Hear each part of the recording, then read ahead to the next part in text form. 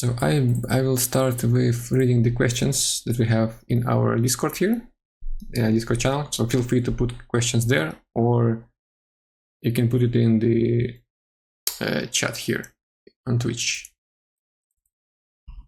All right. So the first question.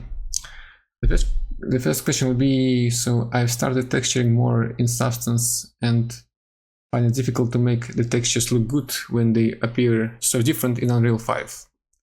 I'm putting a normal map and AO roughness metallic to normal. Alright, and none sRGB, so it's not that. So this still doesn't work. So how do you deal with this? I would say any engine or any program like Marmo said, when you put your textures from Substance Painter, they will not gonna look the same way, sadly. When it comes to Unreal Engine, usually what I do is I create a instance material, and then on that one I adjust roughness and metallic, and I put those two. So by default they will be 1, but I make sure that they will be 0.8 or 0.9, and that way your metallic and roughness will not gonna look too reflective and too metallic, basically. So that's one thing how to fix that. Another way is also that the HDR maps are different. So in Substance Painter you have your own HDR map, which is by default is panorama, and in Unreal it's something else. So that's why the colors are not going to be exactly the same. So basically the fix here is also just try to adjust some lights and maybe change the color of the lights in Unreal. And then maybe this will be helpful. Also try to use Targa and PNG formats when you export, because that way that might also give some kind of benefits. Right. So there is a question about photogrammetry at Massive, because I'm at Massive, and I will skip any Massive related questions because it's more of like a NDA basically area. So just in case, I don't want to have any problems at some point if I'm just gonna talk too much about stuff that I don't supposed to. Right, so how much time is a hard surface artist given for a weapon asset? I would say it really depends, because like I think usually what weapon artists do nowadays, if it's a, for example, live game, they just do skins. And skins can be very easy. Like you can spend maybe like a couple days to adjust the diffuse map and normal map. Or the skins can be more difficult, where you need to actually model like additional high poly parts. Like if it was like an MP5 and now you need to model a dragon head, for example. And that will take a while. So that could take you maybe up to a month. If you're gonna do it from scratch, then maybe a month, maybe 2. I would say like something in the middle.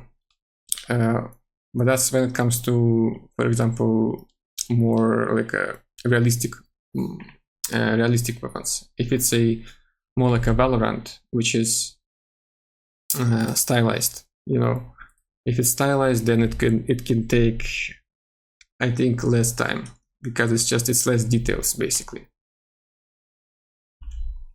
So yeah, let's go another one. So do character artists do weapons sometimes, or they always done by hard surface artists? So it's a interesting question, because it also depends on the studio. Because if we have, for example, a big studio, and in big studios every person had its own kind of focus. So for example, I do characters, and even more precise, I do clothing. I don't do faces, for example, or hair. So yeah, in big studios usually weapon artists do weapons. In smaller studios, like indie studios, it can be that you can do everything. Like if it's a 3D job, you can do environment, you can do weapons, clothing, faces, hair, whatever. Depends. Depends on the budget, depends on how many people are there. But yeah, so big studios, it's more precise. Small studios, it's kind of random. Outsourced studios, it's something like in the middle, I would say, because sometimes you can get a project for like 2-3 months, and then you do only weapons, and then other projects after that will be only requiring you to do, for example, environment stuff. Because when I was in an outsource, I was doing a lot of things. I was optimizing, I was doing LODs. There were so many things. Sometimes I was doing characters. So it's just like a bunch of stuff, which is at the same time kind of cool because you can learn a lot of stuff. I do like, in a way, outsource, and I do recommend people to start their journey, I would say, in outsourced companies, because there will be so many projects. So every like maybe 6 months, it depends, of course, but for me, like I had sometimes 3 projects in one day. So it was insane. So they're all different. So different Substance files versions, different ZBrush versions. One project was in 3ds Max, so you have to deliver in 3ds Max format. The other one is in Maya. The third one is something else. I was like, damn, that's insane. So yes, outsource is nice because you will be able to handle like and do a lot of different stuff with different pipelines. So one thing I learned, for example, when it comes to like a specific things, which was a combining AO map with curvature map, because curvature has a lot of details. Basically, all of your textures, like wrinkles, folds, cracks, all of them are painted into that curvature map. And what you can do, if you have a stylized project, you can put that curvature map and combine that with AO map, and then you will have more details, more shadows on your AO. So yeah, that's one thing that is nice to know. But usually it's used in stylized projects, not like AAA stuff, like when it comes to like Crysis or Mass Effect, you know. So that is that. All right, so another one. So what do junior character artists do? What are their tasks? What are their tasks? So let me just go here and check something. All right, so juniors do kind of the same stuff as, let me go here, as I would say seniors and intermediates, because they still need to know the full pipeline, the full basic pipeline of like how you sculpt, how you retopologize, how you do UVs, how you bake, and how you texture. Integration to the engine is very different all the time, so that's why ideally what I recommend to juniors is just to learn like a Unity or Unreal Engine, just the basics of that, because it's kind of the same in every engine. At our work, it's kind of the same thing basically, just different buttons, I would say. But if you know how to import your mesh to Unreal Engine, for example, and how to set up textures, you kind of know already most of the engines right away when it comes to that work. So that's pretty handy. So that way you will be more prepared and more kind of like knowledgeable. Yeah. And also when it comes to junior work, let me just check the question again, just in case if I'm not gonna answer stupid stuff. Yeah, so what do they do? We also usually, if it comes to juniors, we have like a new junior, for example, today, and we try to give juniors also like a very small task in the beginning, just so he can, I would say, like not be in a pressure so much, because if we have like a character, right, like a character with a lot of customization stuff, and when we do, for example, backpacks, the backpack is the hardest part, and it's more difficult part, and that's why we tend to give something more like easier, which will be glove or a boot, or boots, I would say. Yeah, so it's so it's a better way to do it like that, because then the person could learn very fast. He can go through the whole pipeline and like basically understand how the things are, how to set up everything, and what are the limitations, of course, and all this low poly stuff, you know. So it's just like a really like a short, I would say, lesson to dive into the project itself. All right.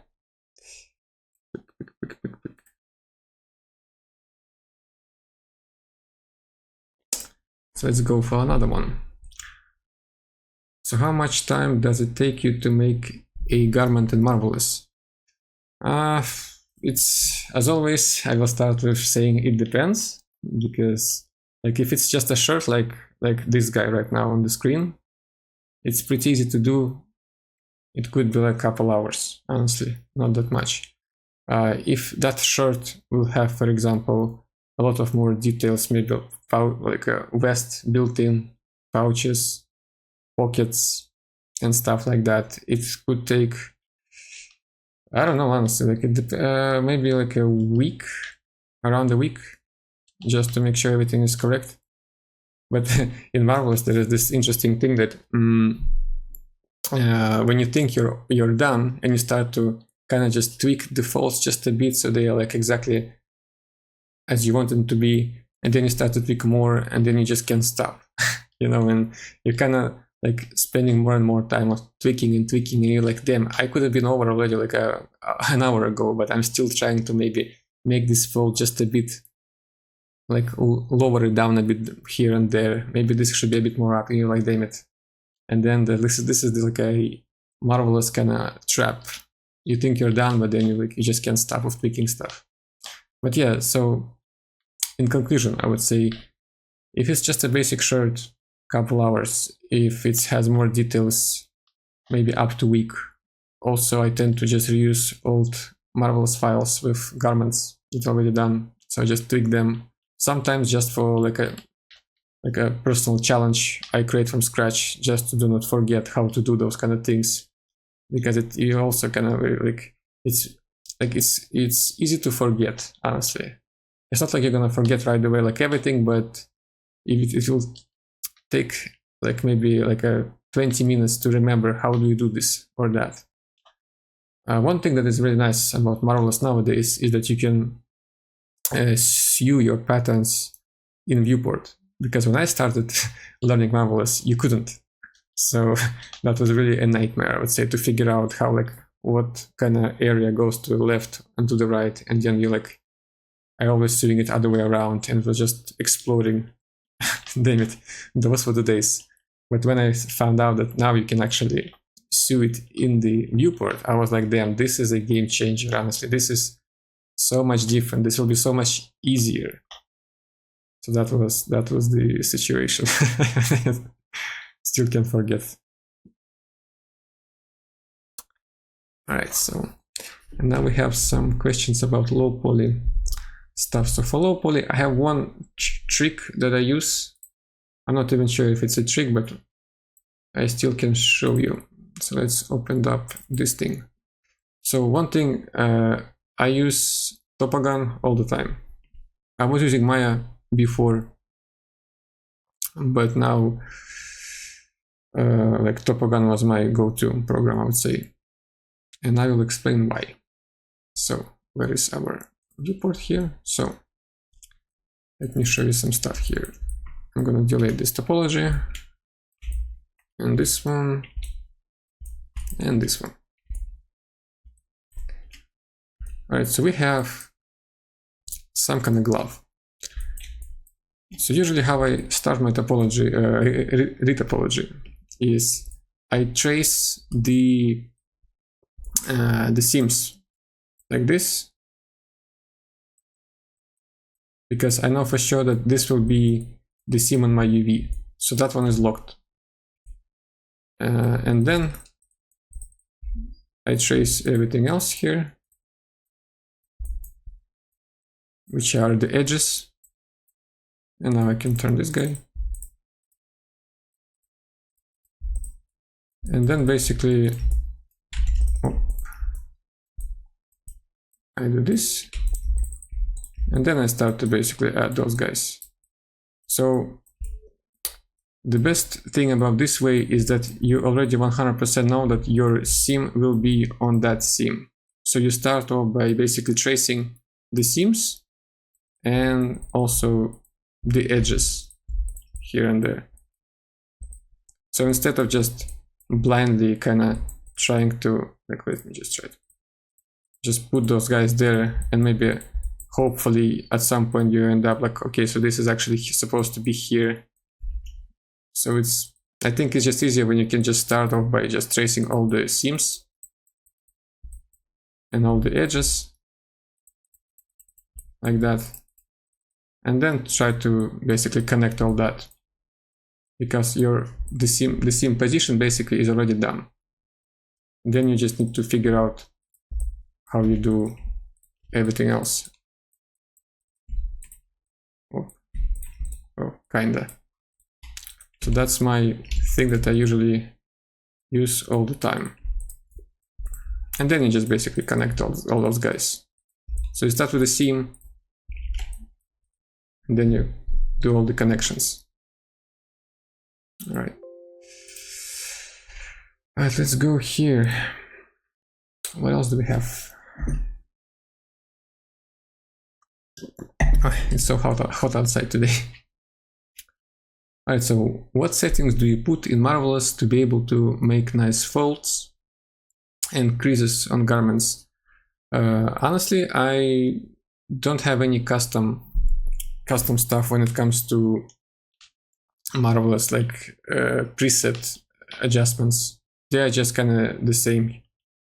I do care more about like the high poly stage after, like in ZBrush, when I add memory folds, maybe some scratches, maybe some torn areas, and etc. But yeah, but sadly I don't have that many custom stuff in Marvelous. Maybe I'm not just kind of that picky when it comes to like creating garments.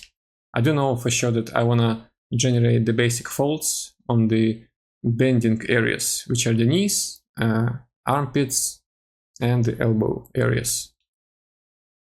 So that's the basic things that I would like to have. All right. Tick, tick, tick, tick, tick, tick. So let me just have another one of this. All right. So let's look at the chat. So what's on 3D trick that feels like cheating but work every time? It's a tricky question to ask. I would say let me go to the game here. All right. The cheating trick, I would say maybe using, I think maybe using detail normals. So you can use this tile texture to put, for example, to your pants or like on your pants, that will tile like infinite amount of times. So by that you will have a really clean, detailed result, but your texture, like your normal map, like your diffuse roughness, they could be even 512. But if you're gonna add on top tile texture to your pants, like some kind of cotton, for example, and that texture could be like maybe like 128 by 128, and then in the engine you can just tile that by like 5 or 15 times, and then you will get a really crisp, clean result. It will look like a 4K, but it's still like a 129/28 by 128 texture. So that's like, I guess, like a trick. Also, there are decals that you can use, which is also a nice thing. Usually environment artists, they use that to add some graffitis to the walls. So it's just going to be like a one plain texture. And then you can just put anything there, any text, any image. And instead of building that to the wall, when you're going to model that, you can just have that wall being very clean. And then you can just put some like planes on top of that. So it's also, I guess, like a trick. All right, so what makes a character memorable in games? The shape, the story, or the silhouette? Another interesting question. So what makes a character memorable in games? Shape. I think it's, the shape is more memorable in stylized games, like Ratchet and Clank, for example. They have really like a bizarre shapes, and there's like really nice silhouettes. When it comes to, for example, games like Mass Effect, they have like really nice designs of the suits. So, and even the characters, they're like aliens that have sci-fi suits. They also have like a really nice silhouette. So I guess the silhouette and the shape are really nice. And of course, like when it comes to like if we're talking about the design, of course the plot area or like the plot part is also very important. So he can have like a really stupid design, but maybe when it comes to like his story, he's really, really nice. Like Last of Us, for example, we have Joel, and he just have like the basic shirt and the basic pants and a backpack, but he's pretty memorable because of the story. So yeah. So do you think AI will replace human character designers? Yeah, AI stuff is really interesting nowadays. I think in a way it could, but when it comes to, I would say, like a game dev characters, it will be very hard because there is so much to optimize. Because I mean, I would say it could work only if we were gonna have like a really, really insane hardcore computer that you would be able to connect. Because right now we need to optimize, because a lot of people have a different PC setup and PC specs. And if we will remove that issue, then I guess we can generate whatever we want. Whatever we want. But nowadays it's still unlikely that we can only maybe use MetaHuman right now to generate like a face. To generate clothing is still pretty hard. Even if it's gonna be possible, we still need to optimize that. So it's still an issue. So it's pretty hard. But nowadays it's just, yeah, it's still not there, and it will take maybe more time to handle that issue, but not today, and not this year, not maybe second, like not even like maybe within 5 years maybe there will be some kind of change, but yeah, but that's what I think. All right, so we have a few questions now in the Discord. So I remember asking about it's over, but I still love to know more about the criteria used to set up texture sets in character. I know it usually depends on the project, but is there a general rule of thumb one could follow? Should we separate according to materials, skin texture, leather, metal, or combine category head texture, jacket texture set? Well, I think what usually people are following is that, so there are two ways to do this. If there is a customization in your game or a character that you would like to make, like a fan art that has a lot of customization, basically, that you will separate by slots that you can change in game. So if you can change pants, then your pants will be having a separate UV set. If you also can change shirts, gloves, boots, backpack, hats, glasses, and yeah, I guess you get the point. So all of them will be having a separate UV set. So they will be having their own texture. If you make a character, let me actually go to ArtStation to show you more examples. If you have a character like, well, nowadays we have this Expedition 33, their characters are customizable, but what they change is the full outfit, like the full uniform, I would say.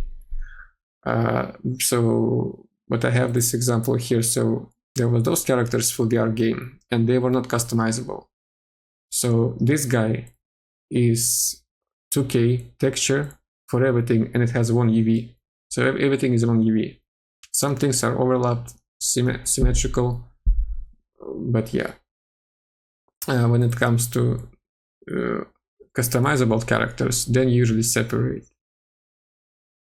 For example, this guy was also customizable. So the shirt was on the one UV set, pants on was another UV set. And I don't think people separate those by material. So it's not like metal will be on one UV set, leather on the other one. You kind of could do that, but that's not going to be like very efficient, I think.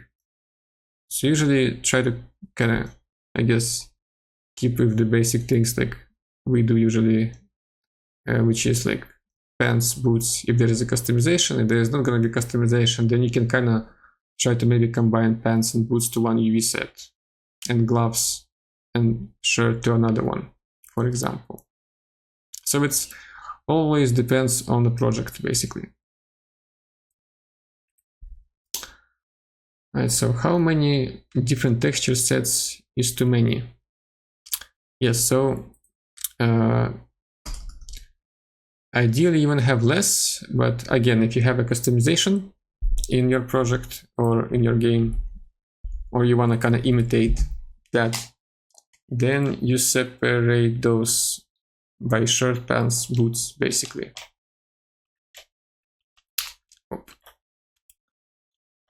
right, let's go to another one. All right, so regarding texture size, as a general rule of thumb, when should one use 4K or 2K map? Also, what are some in-engine ways texture are optimized, if possible, in Unreal regarding draw calls? So when it comes to texture sizes, I think 4K is possible to use maybe for cinematics, but if it comes to game dev, usually it could be used in environment. So some kind of texture, like for example disk, like a concrete texture, could be 4K, but also it should be like maybe on this cliff. So you see we have a cliff here. If the object is very big, then you could use a 4K texture that will be tiling infinite times.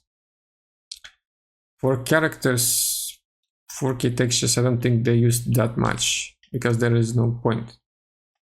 2K textures nowadays, like maybe on the latest projects, like we have Stalker, maybe even Expedition. Actually, maybe they have 2K textures, I don't know. But I think it's still possible to use 1K texture, actually, maybe even 512. So if it's a, for example, if you have boots here and you have a project when you can customize a character, those boots, there is no need to have 2K texture. They're pretty small and there's not that many details. Plus, also it depends, I guess, on the character, like how is it going to be visible. So for example, in this session that I'm playing right now, the boots are pretty visible. So maybe they can be 1K here. In a game like Division, for example, they could be 512 because like it's a third person view and you don't see that much of the boots. You can see them only in the menu. In Call of Duty, for example, you don't see anything. So actually in Call of Duty, I think they will combine boots and pants to one mesh. Also like mesh and UV. I think maybe in Battlefield it's the same way because it's just a first person view. Yeah, so no 4K texture, sadly. Maybe not today, maybe at some point. Alright, so let's go here a bit more up. Alright, so we have a few more. What marks the difference between a good character artist, someone who knows the general pipeline, knows the basics of each software, and excellent character artist? What is the gap and differentiation act? Alright, yeah, that's a question. Let me check one thing. So I think one of the main things between the good character artist and the excellent character artist will be the excellent one. He would be able to balance between quality and time that he spends on his artwork. So he tries to be fast, but at the same time kind of still maintain the quality. That's at least what I try to do. So I think I'm pretty fast at my work, but I think it's always like my work itself, it always can be better, but I just need more time. But sadly, deadlines are here and we need to keep up and follow what we have. So I would say motto is do not try to make ideal work. Just try to make something that you're not going to be kind of frustrated to show. So that's kind of what I think. And that's what basically I do. Another thing is that a excellent character artist is the one that I would say he can do varieties when it comes to characters. So for example, if I take myself, let me go back to ArtStation here. So for example, as you can see, I have characters like military characters. Then I also did a fan art of this concept of Fortnite. So I can kind of do stylized characters. I also had another challenge lately when I was doing this motorcycle. And as you can see, it's like a sub-diff version. So you can smooth that and it's going to be very smooth. Almost not that many issues there on the grid with topology also. So, and here's a little tip how I did that just in case. Yeah, so I just think that the more as an artist you can do variety and add variety, the more you're going to be valuable. Because if you have a work, for example, like you're working on Mass Effect, and in the same studio you have maybe something like something stylized like Ratchet and Clank, for example, and of course, like after 5 years, you will be tired of doing the same sci-fi armors, those sub-diff versions, you know, modeling all that. You're gonna be like, it's still nice, but at some point everything will be kind of more annoying, I would say. So if you would be able to do stylized stuff, you can just switch to another project and it will be much easier for you. So that's why I encourage usually interns, any other people outside of the studio that I can talk to, just try to add more variety to your portfolio. And it doesn't mean that you need to like learn special effects or coding. Just if it's characters, just try to add like military, for example. We have kind of Darksiders characters, and as you can see, also there was a pipeline when I had to use like hand painted textures, I would say. So I wasn't actually hand painting them, it was just a smart material that I did that was highlighting the edges, so it looks like it's a hand painted, but actually it's not. Yeah, so but just try to add some variety, because when you're gonna apply to a studio and you only have Mass Effect stuff, you might only apply to those that actually has those kind of projects. But if you're gonna apply with Mass Effect portfolio, you know, well, kind of Mass Effect portfolio to the studio when they do maybe anime girls, then they will say no, because like they need you to learn to know how to do an anime. But if you can add stylized stuff, you can add military stuff, maybe something kind of creatures, you know, for example, then you will be more versatile. So it will be easier for you to find a job. And also if you can do that as an artist, that's also very nice because you're more valuable. Yeah. Also what I also can add, the excellent artist, I would say, is also the one that doesn't kind of start any conflict, for example, because the more you work in the studio, the more like you might start to kind of be annoyed by something or by someone. So instead of starting conflict, just try to maybe talk to people or a third person and try to figure out what is the problem. Yeah. And as always, I think the excellent character artist, or any artist actually, it's just a person who likes to kind of challenge themselves. Because at work, for example, I usually take the hardest pieces to do because I feel like I want to grow. So this was the latest guy that I did, and it was pretty challenging. I would say the most challenging part was actually the time to create this guy, but yeah, but it was pretty nice to do. And I think the most challenging part was actually this backpack. So if you look at any character before that I did, it's more like a pouches, vests, you know, like a headgear, a bit hard surface stuff. But here we have some kind of creature work with this texture here. So to do this, actually, I had I had 3 custom alphas that I created, and then I just used the ZBrush and like basically ZBrush way to put them there, gather them there, and erase. I was also using the what was the, I forgot how it was, like there is some kind of thing that you can put when you're gonna store. Let me actually go to ZBrush to check just in case. While I do that, I can drink.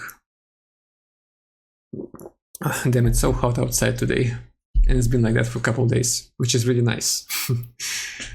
But still, I need to drink something. I remembered, morph target. So morph target is really nice. So that one allows you to. So how do you use it? You're gonna click store morph target, and then you can add alphas that you need, and then you're gonna switch to morph target brush, and then you can erase what you added. And what is really nice is that you can put a custom alpha to that morph target brush, so you can kind of erase by using also those scales. And the possibility of that combination is just endless. So that's really cool. Right, so in another one. So in that same line, is there something you see juniors overlook in their projects that could give them an edge? Also, what makes a junior character artist hireable beyond their portfolio, soft skills, and personality? And how can I showcase them before the interview stage? So for juniors or potential interns, what I recommend, if you're gonna apply to a game dev studio, when people make game dev characters, what you can include is topology of your character. So let's take this guy, for example. I think he has. So how do I usually do this? So I have a few shots of a character, which is like close-ups. Then I have one more when it's just full scale. Then I start to show some high polys, for example, here. Then I like this frame usually because I show my high poly here, then low poly, and then how it looks like in the engine. So by that you can tell how much you baked and how much was modeled separately, and how does the topology is looking like.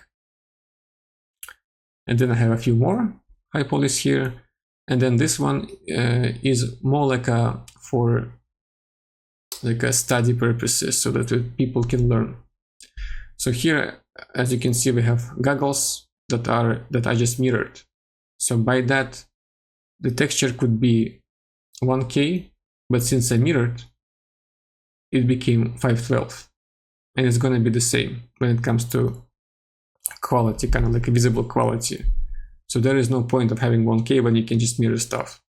Of course, it depends, because this part was on the helmet, so it's not that big, honestly. That's why I was using this kind of method here to optimize. Another example here, we have pouches, and we have a magazine here. So magazines are with the pouch, they are just mirrored, they are the same. But those guys here, I just use this kind of like a constructor way. So I had like 3 versions of those grenades and 3 versions of those flip-flops. And the way I combine them is just like this was orange here, then the green, then the blue. So I put them orange, green, blue, orange, green, blue. On some, let's actually zoom in. And you see on some pouches, like flip-flops, I guess, I add some dirt like this, and then this, and then this. The third one was just almost nothing, and then I repeated the process here by putting them like this. And as you can see, they don't look that repetitive, even though there is only 3 parts. The same goes to the ammo here. And yeah, so if you did some kind of subdiv modeling, you can always show that. That's also very nice. I heard that people don't do it that much nowadays. They have all this, what's the plasticity, some kind of plasticity kind of software, and others. There was another one, like a 360 Fusion. So people also do use those softwares. So feel free also to show that, actually. But subdiv is, I think it's more interesting to see, because it's just challenging to do those kind of things, those kind of shapes, but still maintain the quality when you're going to smooth that. So here you see like my example of the subdiv version and the low poly version. All right, and this one is the last one, which is UVs. So UVs are also, I think, important to show, because that's how you're gonna show your potential lead seniors how much you know about UVs. One thing I recommend is do not use the auto layout, because that way, well, I would say two things to know. So first thing, don't use auto layout, because it could be that you're not gonna fill enough space. Plus, in some pipelines, when it comes to clothing, you need to follow the direction of your garments, of UV shells, basically. So here, like when it comes to shirt and pants, and I think helmet, they have a specific direction. So this, if I'm gonna rotate the shell 90 degrees, my pattern that I'm gonna add at some point in the engine will gonna go actually other way around. Another thing to mention is if you can straight something, like as you can see, we have those guys, the goggles. They are like hard surface parts. So when it comes to hard surface, usually if you can straight something, straight it up, because if they will go like kind of like a C shape, you might get some trouble with any other pattern that you're gonna add, if you will. If you're not, I guess you could be fine. But when it comes to, for example, clothing, I also try to always straight the belts or any other areas. Like you see, we have like this belt here, which is the strap on the green area, and it's also pretty straight. Right, so this is something that people, I think, should know. All right, let's also see here. So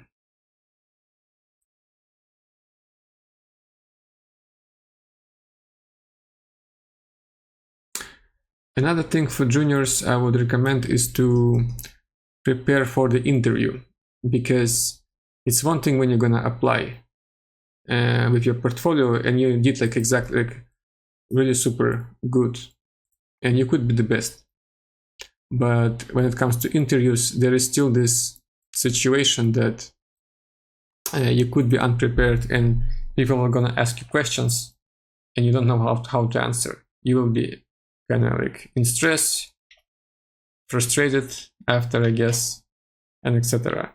So I would recommend also to prepare for the interview process.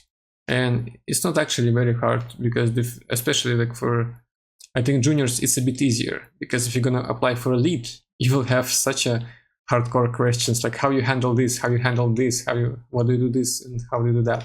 It's just like, it's pretty hardcore. But for juniors, it's pretty easy, and I can give you some examples of the questions. So one of those questions could be like, why you choose to be a character artist, for example.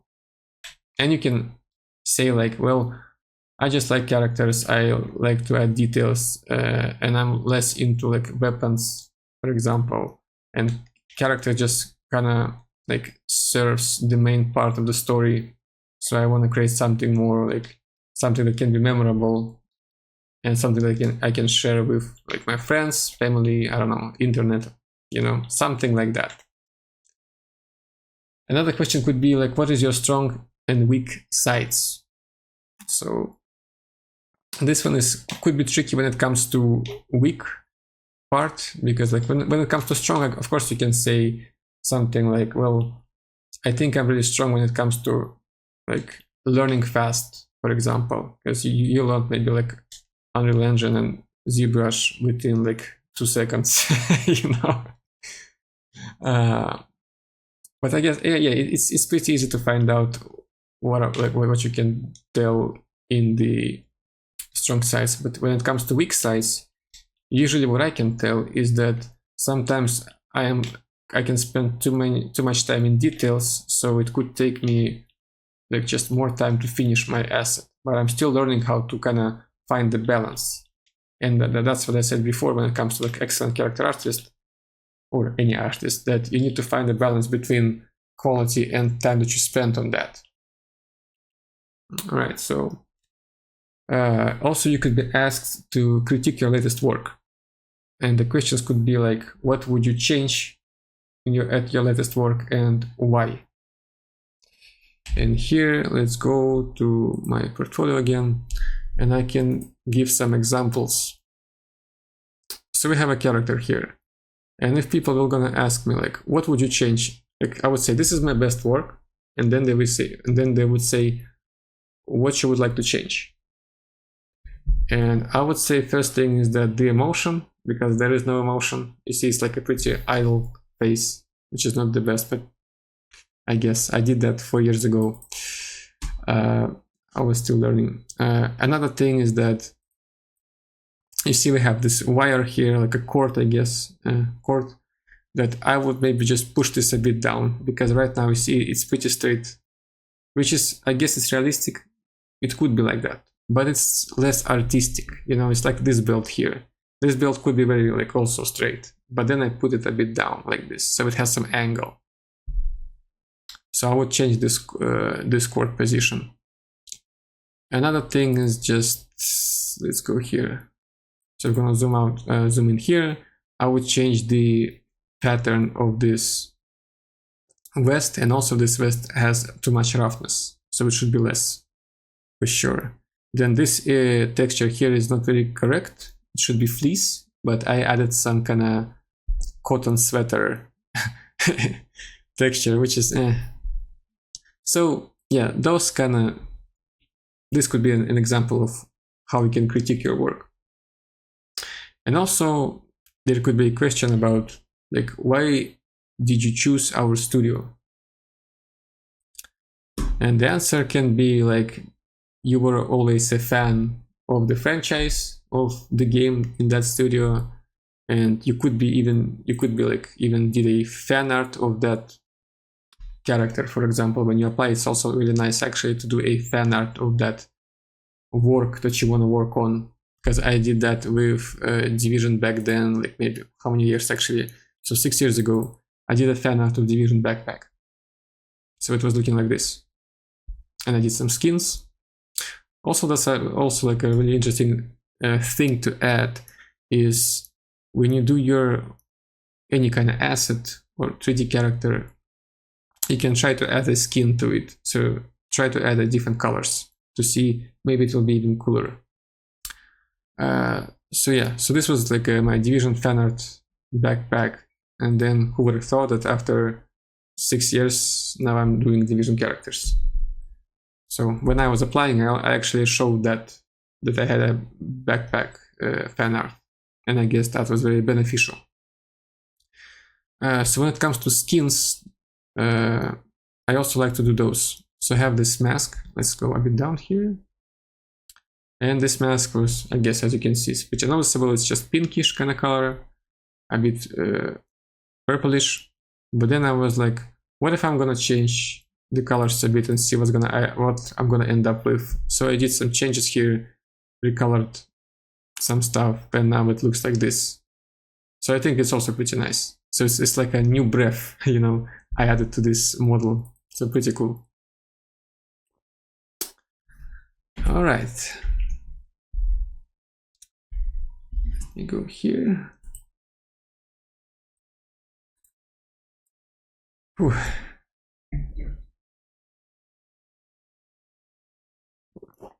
All right, so let's go to the stream chat. So do you play this skateboard game often?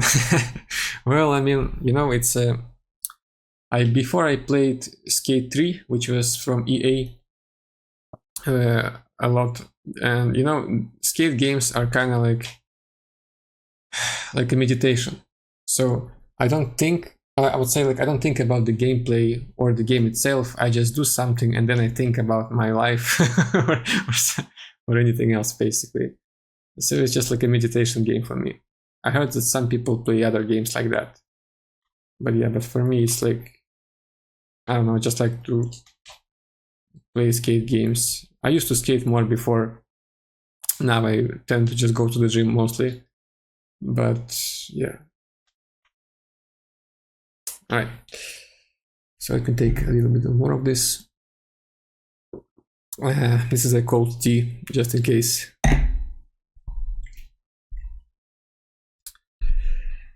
Ooh, all right. And that's something. All right, so another one. So any key optimization tips and tricks regarding topology, UVs, texture in engine implementation that can help junior graduate artists to stand out? Something recruiters wouldn't expect someone at that level to know. Tips and tricks when it comes to optimization. Well, we can always go back to the things that you can show that you were, I think, usually I use this guy as an example. You can show that you are optimizing by mirroring. So for example, this backpack, you see the straps, they're symmetrical, so they are the same. I think bolts are the same, like they're just going to be one bolt, but it's just overlapped with all of them. So let's go back, let's go here. So again, I think I used this before, but just in case, another example here. So we have this ammo strip and only one like this kind of part of the ammo. So I just overlap that, I think 60 times, I guess, instead of just putting it like, instead of modeling it also every time, you know, and manual, you know, I just modeled it only once and then I made the UV and then I started to like kind of copy it. I don't actually remember exactly did I did that like manually or I used some kind of like a duplicate special thing in Maya. Honestly don't remember. Yeah, so instead of having 60 of those, where is this? I think it's those guys here. So instead of having 60 of those on my UV, I only have 2 basically, because I think I just split that to 2 pieces, I guess. All right, or maybe it's actually 1. Maybe this is only the 1. Well, anyways. Yeah, so the bolts here, as you can see, it's also like 1 bolt, but then I put it a lot of times here. The pouches, the same thing, modeled only 2 of them, used 3. Flip-flops, 2 of them, used 3 times. 2 of the pouches here, used 3 times. So this is really like a nice, I would say, showcase of not only how you do your low police, high police render, but also you can show that you can optimize, and UVs are also here.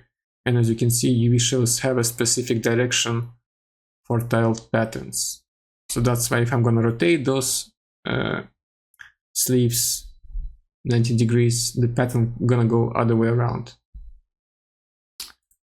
All right.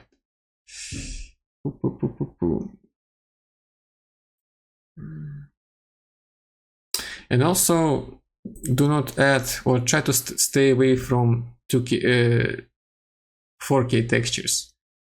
I'm not sure about 2K, but honestly, if you want to challenge yourself and stand out more, I would try to stay away even from 2K.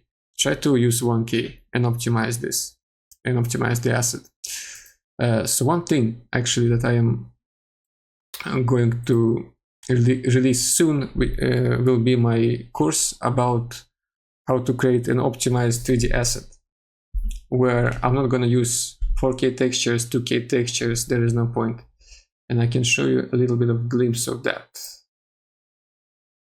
Let's go here, let me put it here, and then we're gonna go to, right, so this is this. So,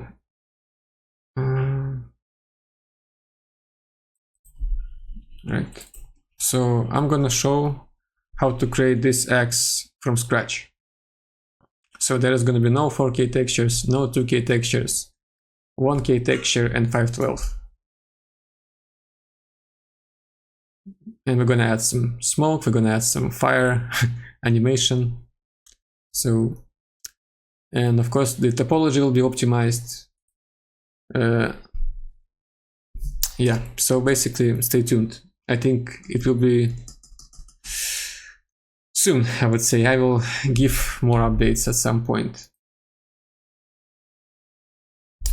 Right, so I think I answered most of the questions, or actually all of them.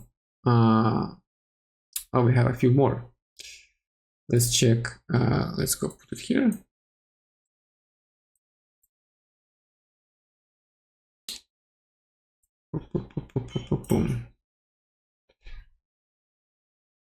Right, so we have a few questions on Discord.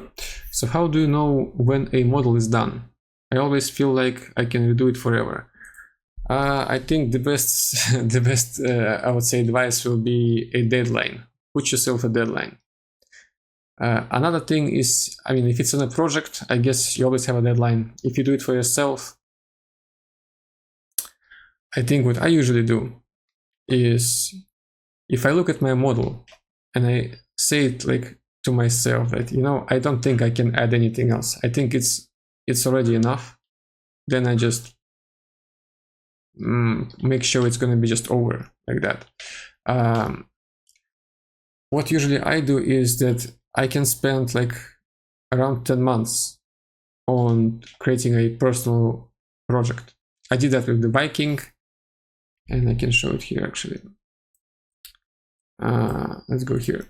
So where is this guy? So yeah, so I think I spent around 10 months on creating this guy.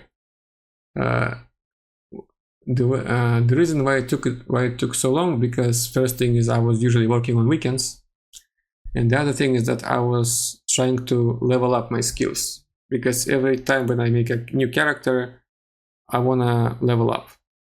And one thing I tend to do is that if before it was a female, next time it's going to be male. After that it's going to be a creature. So I tend to always just kind of push myself.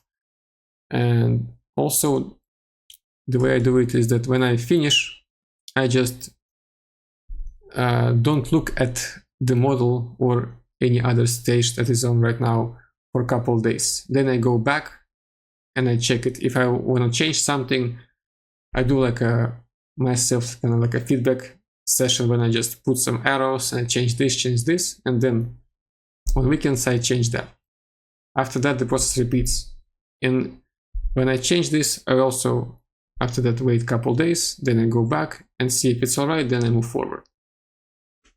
So it's basically, that's why it could take me some time to finish something. But at work, of course, there is deadlines, so you need to speed up. So you need to learn how to work fast, basically. But if you're gonna train yourself at home when you can just do Vikings, for example, hard surface stuff, or any other thing that at the work when you're gonna encounter the same kind of task, you will be prepared. So you will be faster and you will be less insecure because like every time when you can get like a new task and you think that, oh my god, I never did some kind of like this pattern before. How do I do that? I'm gonna panic, I'm gonna cry. But if you did that before, so it will be like you'll be basically prepared.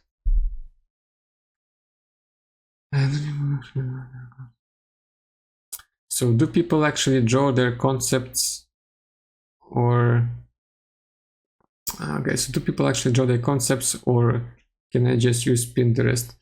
I would say if you're doing it for yourself, you can do, the thing is you can try the concept yourself, because sometimes I do that with the Viking. I did like myself concept basically with character, and then I modeled.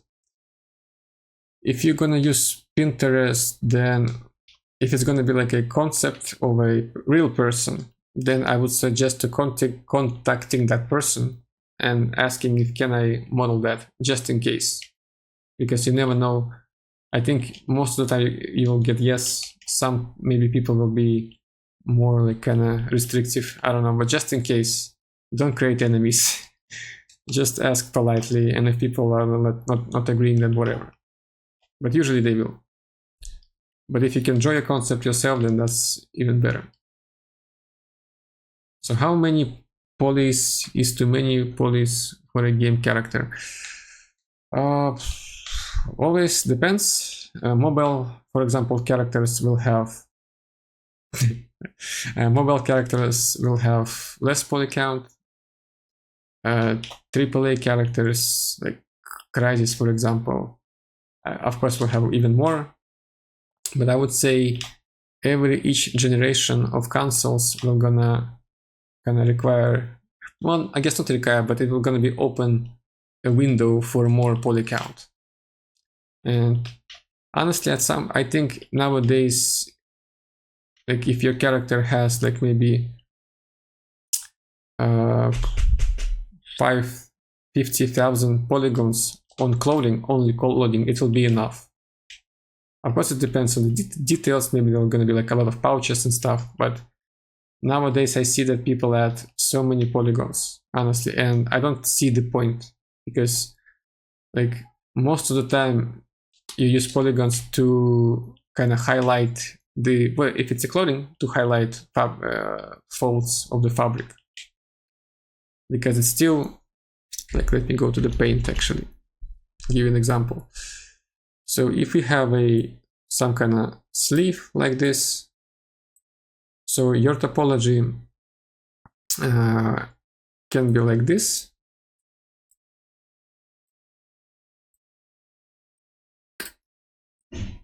And then you can start to add some triangles here to support those folds.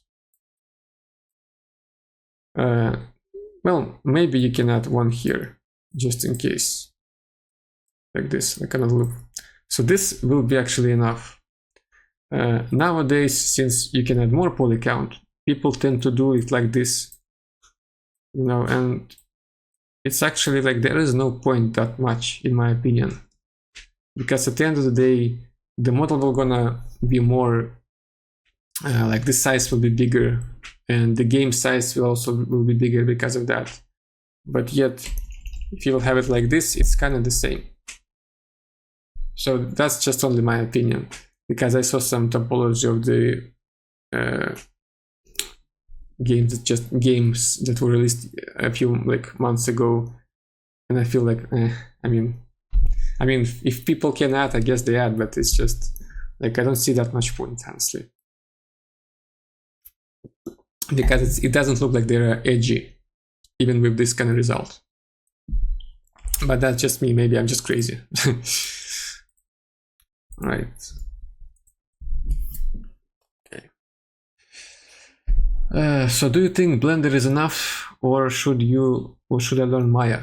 Yeah, that's an interesting question, because like I see a lot of schools use Blender to teach people because Blender is just free, and Maya is well, you need to pay for Maya license. The thing is that in game dev, like big studios, people still use Maya. Sadly or not, it's just like that. When I was learning myself all those 3D steps, I also used Maya in the beginning.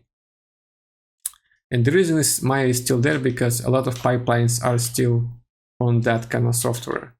And plus, rigging is easier there, from what I heard from our riggers. So it's hard to just change this in a snap. I guess it could change at some point, because like if Blender is for free, then why not just save money? Because that could be very beneficial. Because usually big companies, like any other company, any other human, if there is a possibility to save some money, why not do that? But nowadays I see more people use Blender, but I don't see that much that in studios. So in the studios, they could use Blender for sure, because as I said, it's just for free. Or maybe you can, or maybe there are some rules that you can pay, but if you're gonna learn like a specific amount of money from the project. But yeah. So one thing I recommend is just to learn. If you're like a Blender user, I recommend to use, or not like use, but actually learn the basics of Maya. And that's not actually very hard. It's just like the basics are that how to import your model, how to set up a assign material, how to put texture just to see if it's actually like, if it's correct. Maybe UVs are like wrong or tweaked. But if you're gonna set up a texture and put it there, then you can see that if it's there or if it's tweaked too much. How to export, of course. So I have like just a hotkey for that, but it's like a file export selected or export. So it's not like super hard to learn the basics, honestly. Another thing that can be a problem. So Maya has soft edges and hard edges. And in Blender, it's kind of the same thing, but when you're gonna import that Blender file with hard and soft edges from Blender, in Maya, they could be broken. So one thing that you need to make sure is there is some kind of checker box when you're gonna export your, in the Blender. When you're gonna export your model, you need to put that. So it's something like maybe like a save hard edges, soft edges, something like that from Blender, and then they will work in Maya. So that's the whole thing that you need to know, the whole things that you need to know about Maya. So you still can use Blender if you are into Blender that much. I thought about learning Blender a bit, but I still can't find, like, I would say, enough motivation, because if I'm gonna go to work, I'm gonna use Maya, and after work I don't model lately that much, so there is no point of kind of switching, because most of the time I'm gonna use Maya at the end of the day. So like, but at some point, if I will see that there is a transition, like, and in industry, then of course I will switch to Blender, because the best thing about Blender is that you have a lot of things already there inside, so you don't need to switch between render, you don't need to switch between making the topology. I guess you can make retopology in Blender, or maybe not. I'm not sure, but at least there is sculpting tools there, which is really nice. So it's kind of cool that everything is just in one place. That's really nice. Alright, so another one. Do studios care if your portfolio has a fan art, or do they prefer original stuff?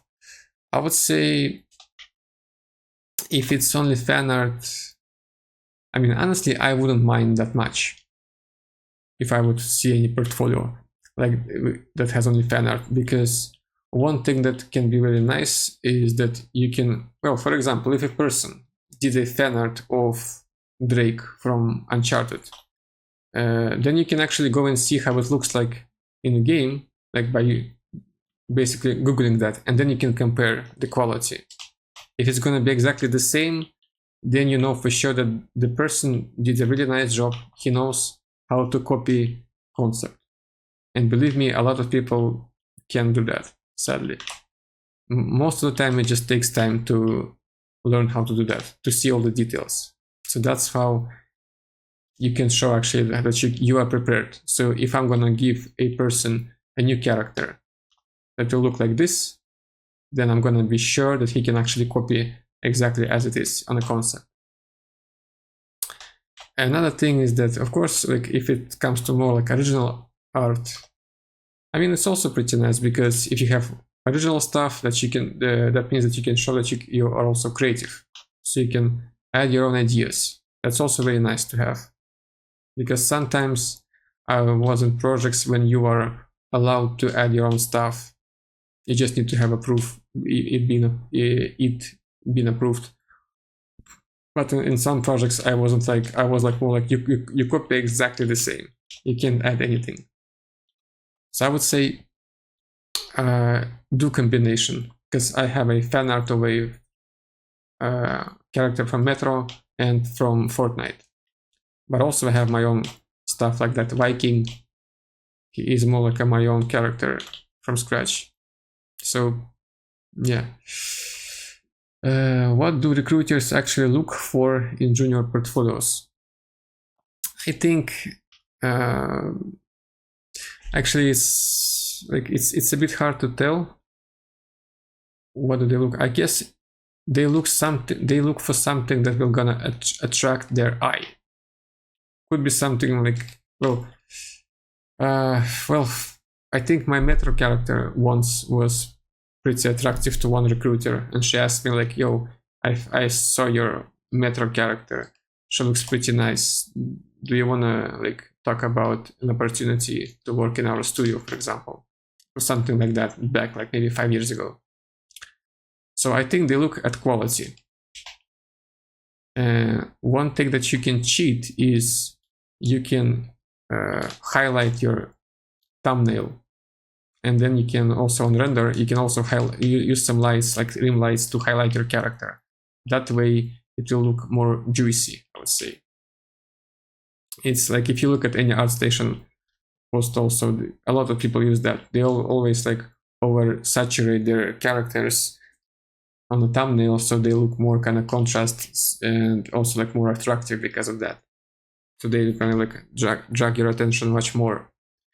And also that's also talking about like renders, because I see a lot of juniors also kind of when they render, they make their character or any asset look too pale. So it's just like usually it could be fixed by just add some levels in Photoshop, for example. So that way the dark areas will be more darker and light or bright areas will be brighter. Yeah. Ooh. So let's go to here. All right, so not that many questions on the stream, but I still have a few more on Discord.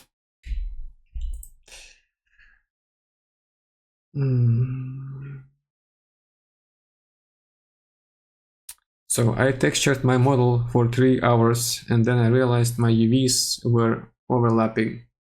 Is that okay? Well, I mean, if they are overlapping, then I guess you need to go back, kind of reposition the UVs, and then luckily I guess if you're texturing in Substance Painter, you can just re-upload that mesh and then put, what was the option, like a keep, there was something like a keep stroke, some kind of thing, and ideally you will be able to kind of like Substance are gonna redo all your textures by using your new UVs. So some things could be maybe tweaked, but usually for me, when I had that situation, it wasn't like that hard to fix. So yeah, it's not that hard, just go back and adjust the UVs and make sure they're looking nice. All right, so is it better to show one polished character or a bunch of work in progress in portfolio? Yeah, I think it's better to show one finished than a lot of work in progress, because like, and by finished I mean the character should be ideally posed, ideally textured and rendered with a lighting setup. Because and also what I recommend is try to avoid of doing too many characters that are just boosts, you know, like when it's just like until maybe like a chest area here, because like you can put those, maybe a couple, but make sure they're not like the main like your content in your portfolio, I would say. Because if it's a character, do the full character from top to the bottom, and ideally with textures, and as I said, like with lights and stuff, it's going to be more beneficial. I would say it's better to have one full character than like 3 unfinished ones. Yes. All right.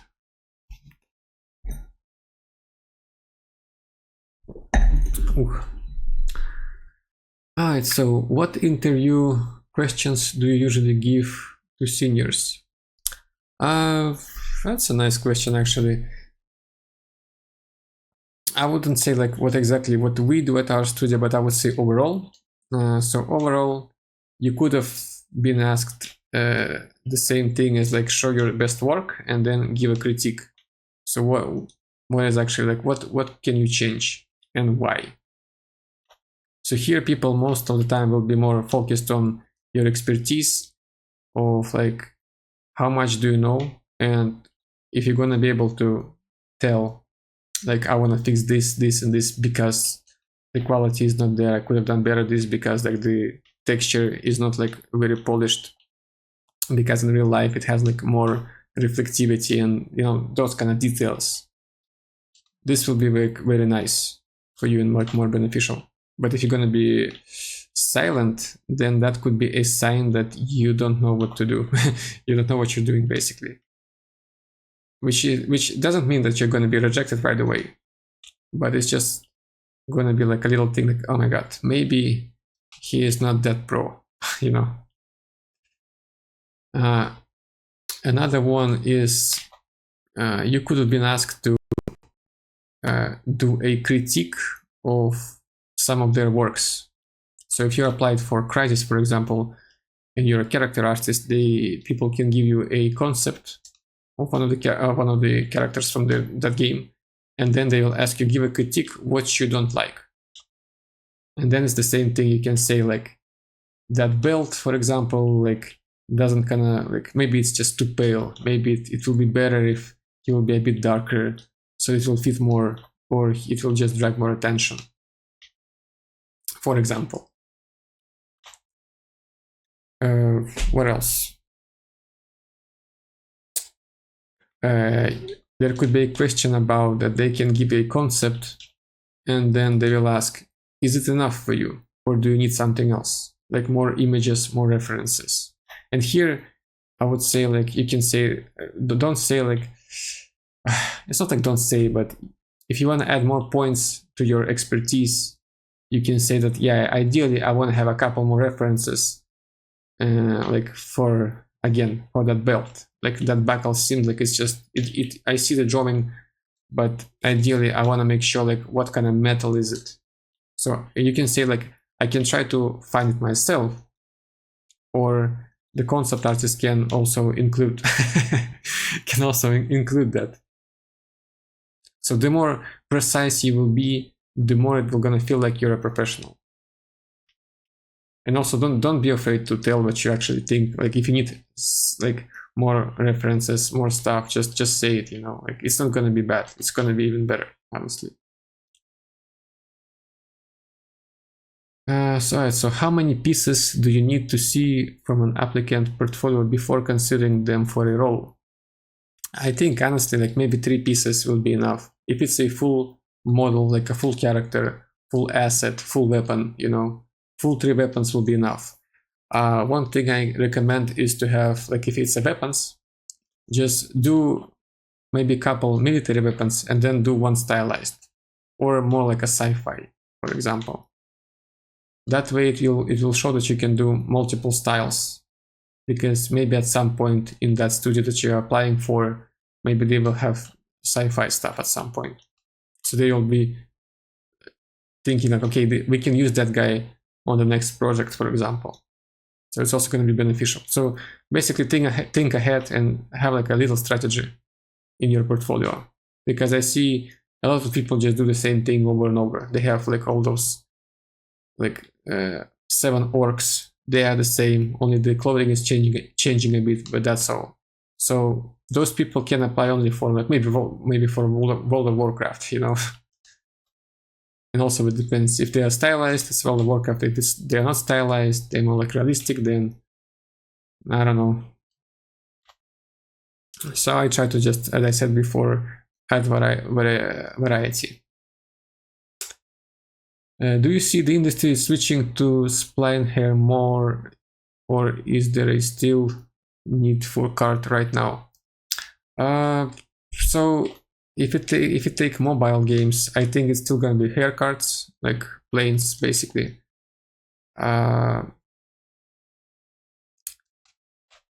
Other games, I think it's still hair cards. Honestly, I don't know that much. I can just say for like my own experience and what are people doing usually and nowadays, and it's still playing cards. Honestly, the problem of splines, I think, like I'm not like an expert when it comes to hair. I still want to learn some stuff, and I have it in my like a goal textbook. But I think splines are just more like memory cost. I think I might be saying stupid stuff, honestly, but I just think it's just more kind of hardcore. And planes are just kind of less memory used, I would say. Will a senior character artist who doesn't have a lot of engine experience get considered for the role, or is it a hard role? Is it a hard rule to have strong engine skills like Unreal 5? I mean, honestly, again, it's just it's like with Maya. Just you can learn the basics of Unreal like in 1 hour, honestly. And one thing that you need to know is just like how to import your model there, how to create a material, how to put textures there, and maybe like add some lights to see instead of pitch black. You know, scene, you can see your model. It's just that, you know, it's because every engine at work, if it's a custom engine, is going to be like a lot of learning. So you can, the basics will be the same, like create material, setup graph, you know, it's kind of the same everywhere. But like how to import your stuff to an engine, it's usually, it's in some engines it's more difficult. In some, like Unreal, is just you drag and drop and it's done, basically. So learn the basics, spend 1 hour, and you're done. You don't need to go like into the depth of how to create like custom shaders. I mean, if you want to do that, feel free. But if you don't, it's fine. Because at some point at work, you can just ask, how do I set up a character there? And you will, I think most of the time you would be helped, because for example, at my work, I record tutorials because I think it's just much easier. And then if a person has a problem, we can talk. But first thing, usually what I do, I just give tutorials that I pre-recorded. I think it's very nice and efficient way to do this and teach people. Okay, so will you do a tutorial in the future on how to set up a character in Unreal Engine? Shaders, materials, hair cards, and I know you have a rendering and lighting one. Maybe I do have some ideas on how to do some stuff, but it's a secret right now. But yeah, honestly, I have a lot of plans, and like I'm just trying to like have a life, I would say, like go to work, go to the gym, go outside, have some like trips to Italy, for example. I'm gonna go soon, and also I'm gonna go soon to my home country, I would say. Yeah, I do a lot of stuff actually. I just finished Expedition 33. I beat that final boss finally. It took me like maybe 8 or 6 tries, but yeah, that was hardcore. So yeah, I have a lot of stuff going on. And as I said, I also I'm gonna sell a course, like my first course about how to create a optimized, I would say real optimized 3D asset from scratch. No 4K textures, no 2K textures. Some things will be overlapped. Topology will be optimized and ready to go. So yeah, so I again, stay tuned. All right, so texturing tutorial in the future. Yeah, I could do that. I just need to think about, because ideally I wanted to do some kind of like a creature tutorial on how to texture creature kind of skin. But yeah, it just takes time to prepare to like have a video of all that, you know. It's just, yeah, but it's fun. It's actually just pretty fun. Yeah, so will a character bust or boost, I guess, real time still have a good impact compared to a full character model real time for people reviewing your work? I would say you can make it. I think I saw one boost or bust. I think boost, the way you pronounce this. I would say, like, ideally you still aim for the full character, because it's like you can, because like at work I don't think you're gonna do a boost, you know. You're still gonna do like a full character, but you can kind of try to make it work if you're gonna make it like more realistic, you know. It's gonna be like, for example, like an orc from World of Warcraft. You can try to make it super realistic. You can try to add hair, some material differences, like they're going to be like a metal buckle, some leather, belts, skin. He can have some tattoos, scars. He can have some dirt, you know, like maybe some leaks from his like eyes, for example. Maybe there is, what's this thing when they can use some kind of like a war paint to paint some stuff on their skin. So like, if you can add all that, but it's going to be still a boost, then I think it's also be very nice and kind of nice. So you can have like a full character and a boost like that. That would be cool. But if you only have one boost, then that could be like kind of like not enough, I would say. Ideally, just add a full character or a full weapon. It's also like, when it comes to weapon artists, I do see some people just, instead of modeling the full weapon, they only model like grip, for example, which is kind of cool, but it's like a very small part. You can do that in one day. So I would encourage people just to have like a full pistol, full rifle, full knife. If it's a knife, actually, you can add like a holster, for example, because knife is not that hard to do. Yeah. So would you require seniors to also be good at doing likeness, or you have a specific specialist for that? It's very depending on a project. So in my situation, for example, I can negotiate and I can ask for doing a face and a haircut, which I did once. But most of the time I do clothing. But as a character artist, I am not that good at faces myself, honestly. So, and I don't usually, like, if you look at my characters, I'm not that good at faces, honestly. So I tend to more specialize on clothing and like sub-diff models, basically. But if you know how to do faces and you're really good at that, of course that's going to be very beneficial. But if you don't, it's not like a huge, like a bummer, I would say. Because at the end of the day, if you look at the popular games, which are Fortnite, Apex Legends, what else? Well, yeah, let's just take those as an example. Maybe Valorant. Most of the time you do skins, which will be outfits.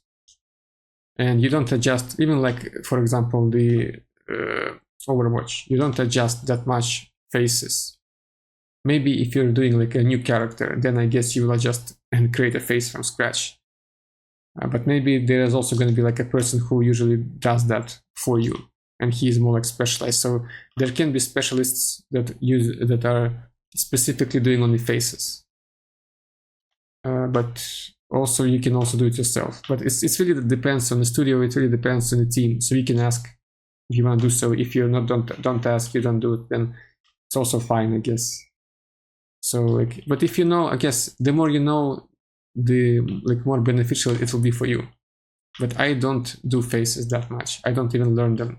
Sometimes maybe just for like a variety of my life, I can sculpt something, but I don't usually even show this actually to anyone because it sucks.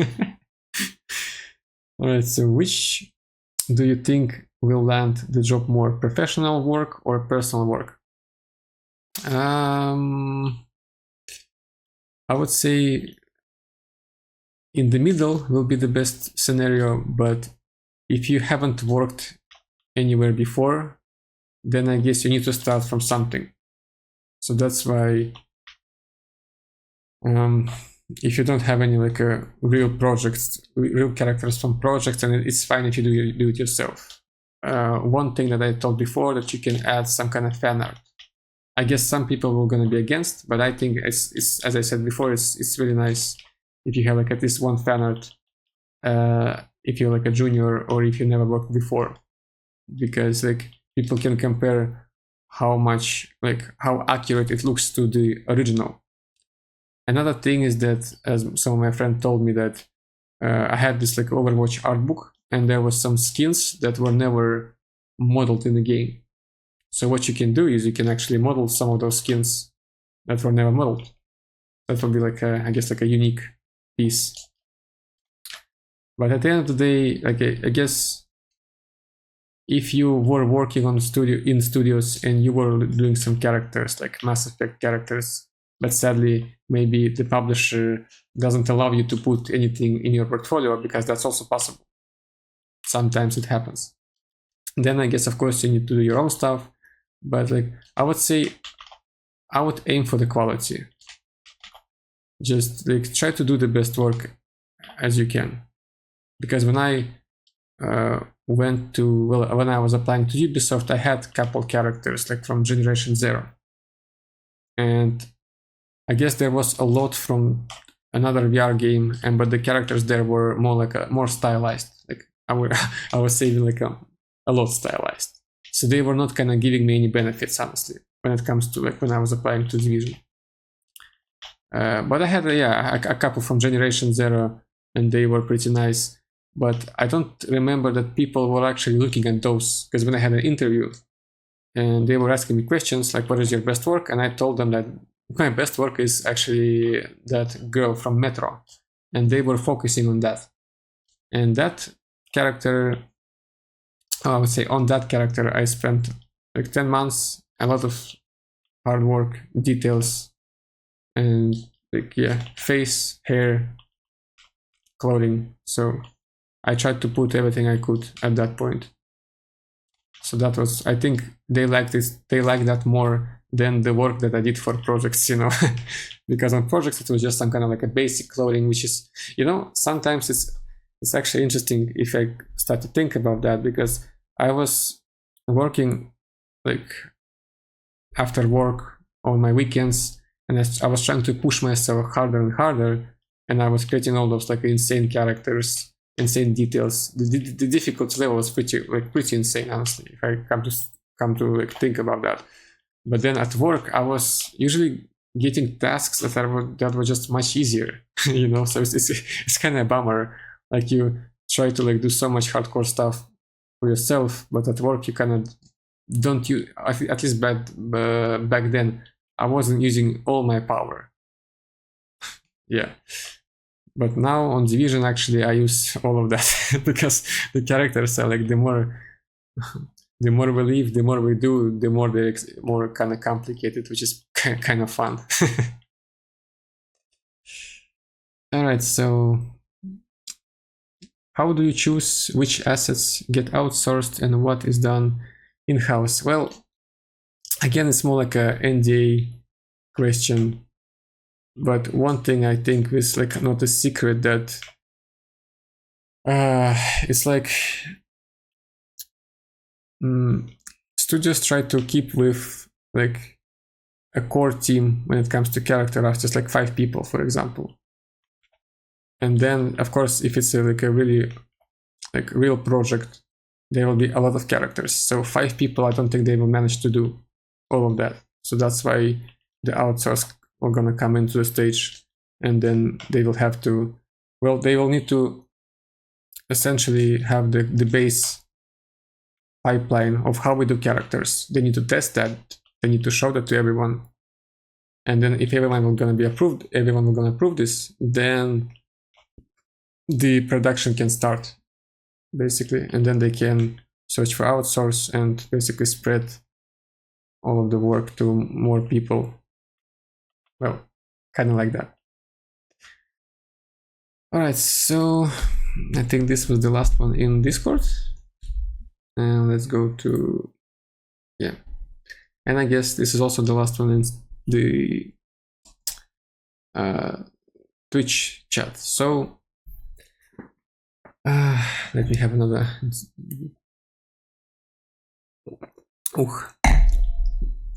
Well, I guess if there is no any questions, then we can call it a day. So then, thank you guys and girls for joining, and stay tuned. There will be more stuff from me at some point. And yeah, so have a great weekend.